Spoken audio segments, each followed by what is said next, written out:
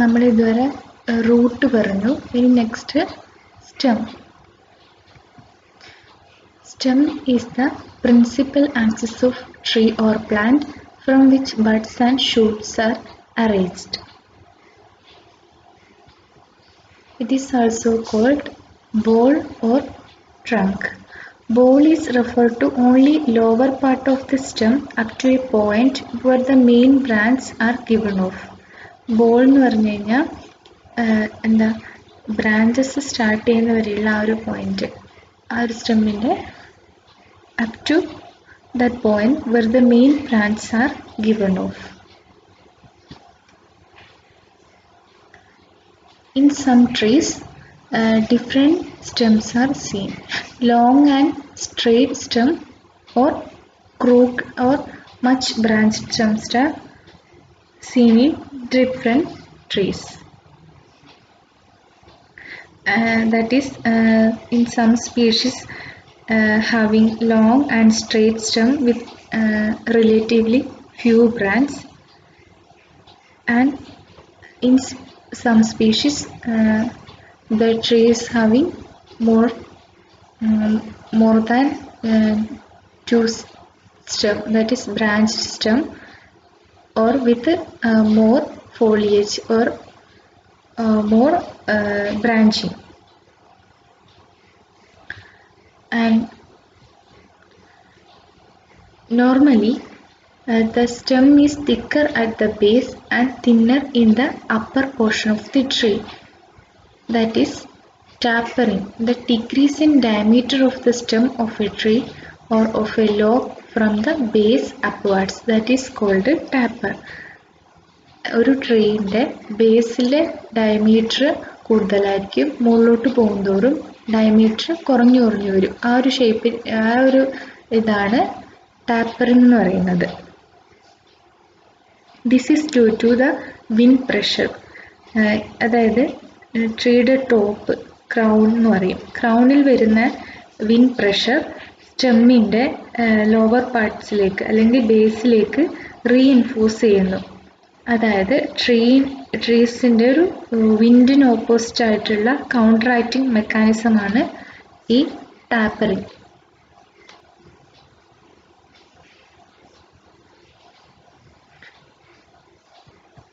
The situation in which the tree grows affect the shape and length of the stem. അതായത് ഒരു tree എവിടെയാണോ വളരുന്നത് അതിൻ്റെ ഷേപ്പും ലെങ്ത്തും ആ സിറ്റുവേഷൻസ് അനുസരിച്ച് ഡിഫറെൻ്റ് ആയിരിക്കും. In open plains or rich in hills have generally shorter and tapering stem, shorter height in shorter and more tapering stem as a result of wind pressure. On the other hand, trees in a dense forest have relatively longer and more or less cylindrical stem. ഒരു open ഏരിയയിൽ അല്ലെങ്കിൽ hilly ഏരിയയിൽ ഒരു ട്രീൻ്റെ മുകളിൽ wind pressure കൂടുതലായിരിക്കും. അതുകൊണ്ട് തന്നെ ആ ട്രീ ഹൈറ്റ് കുറവായിരിക്കും, കുറച്ചുകൂടി ടാപ്പറിങ് കൂടുതലായിരിക്കും. അതേസമയം ഒരു ഫോറസ്റ്റിൽ അല്ലെങ്കിൽ ഡെൻസ് ആയിട്ടുള്ള ഒരു ഫോറസ്റ്റ് ഏരിയയിലുള്ള ട്രീസിൻ്റെ ഹൈറ്റ് കൂടുതലായിരിക്കും. അത് ലൈറ്റ് പെനിട്രേഷന് വേണ്ടി it grows in to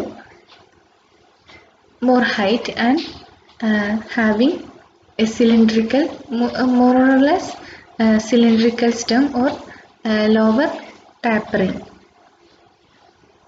And the production of long cylindrical bole is a desirable quality in trees because അതായത് ഒരു ട്രീൻ്റെ ഏറ്റവും നല്ല ക്വാളിറ്റി ടിമ്പറിൻ്റെ ബേസിൽ ഒരു ട്രീയുടെ സ്റ്റെം എങ്ങനെയായിരിക്കണം, that is more suitable is cylindrical ball.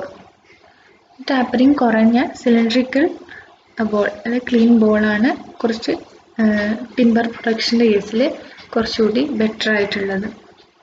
And in the case of growth in sapling stage, we already studied about 4 stages of tree.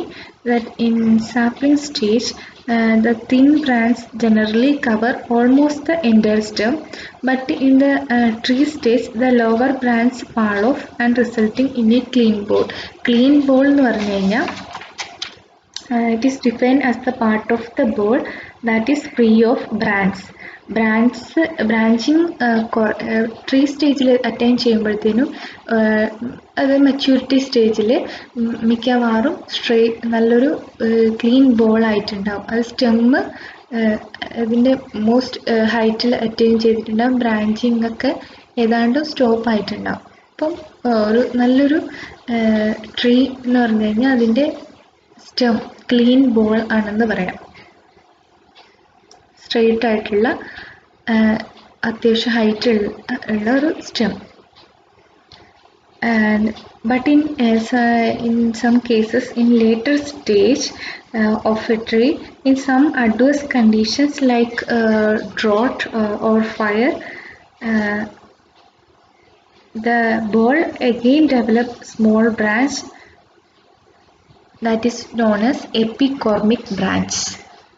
That is, shoots arising from adventitious or dormant buds on the stem or branch of a woody plant, often following exposure to increased light, fire or suppression. ഏതെങ്കിലും ഒരു fire അല്ലെങ്കിൽ increased light exposure ഉണ്ടായി കഴിയുമ്പോൾ ഒരു tree already ഗ്രോത്തൊക്കെ ഏകദേശം attain ചെയ്ത് കഴിഞ്ഞ ഒരു ട്രീയിൽ വീണ്ടും ബ്രാഞ്ചിങ് ഉണ്ടാകുന്ന ഒരു പ്രോസസ്സാണ്. അല്ലെങ്കിൽ എപ്പികോർമിക് ബ്രാഞ്ച് എന്ന് പറഞ്ഞു കഴിഞ്ഞാൽ ഓൾറെഡി ബ്രാഞ്ചിങ് ഒക്കെ സ്റ്റോപ്പ് ചെയ്തൊരു കണ്ടീഷനിൽ ഏതെങ്കിലും തരത്തിലുള്ള ഫയർ അല്ലെങ്കിൽ ലൈറ്റ് അല്ലെങ്കിൽ ഏതെങ്കിലും സപ്രഷൻ അഡ്വേഴ്സ് ക്ലൈമാറ്റിക് കണ്ടീഷൻസിൽ ഒരു സ്റ്റെമ്മിൽ വീണ്ടും ഈ ക്ലീൻ ബോളിൽ ബ്രാഞ്ചിങ് അറൈസ് ചെയ്യുന്നതാണ് ഈ എപ്പികോർമിക് ബ്രാഞ്ച് എന്ന് പറയുന്നത്.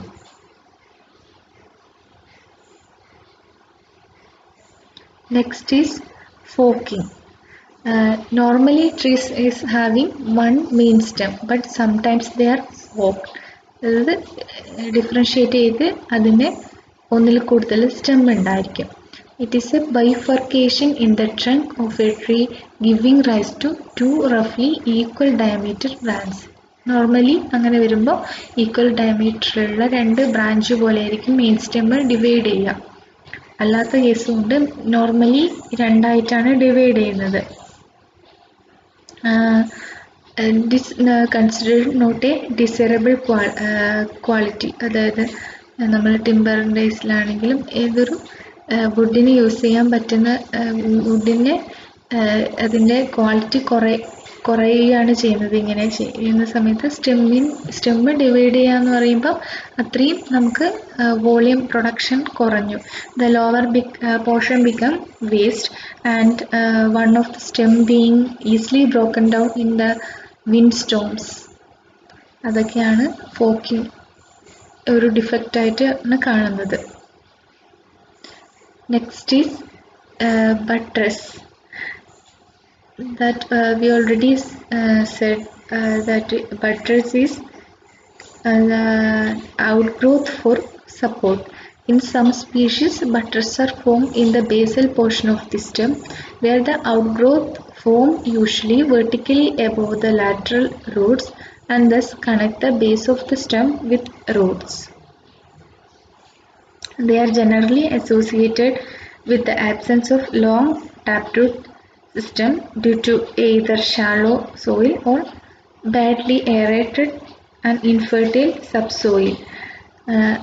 കൂടുതലായിട്ടും ഇൻഫെർട്ടൈൽ സോയിൽസ് ഒക്കെ ഉള്ള അല്ലെങ്കിൽ ഷാലോ റൂട്ടഡ് സോയിൽസ് ഉള്ള സ്ഥലത്തൊക്കെയാണ് ഇങ്ങനെ ബട്ട്രസ് ട്രങ്ക് ഉണ്ടാകുന്നത്. It may extend up to 5 meter and lower portion of the stem become useless. Bombax ceiba, Pterocarpus, dalbergioides, Terminalia എന്ന് പറഞ്ഞ സ്പീഷീസിലൊക്കെയാണ് കൂടുതലായിട്ടും ബട്ട്രസ് കാണുന്നത്.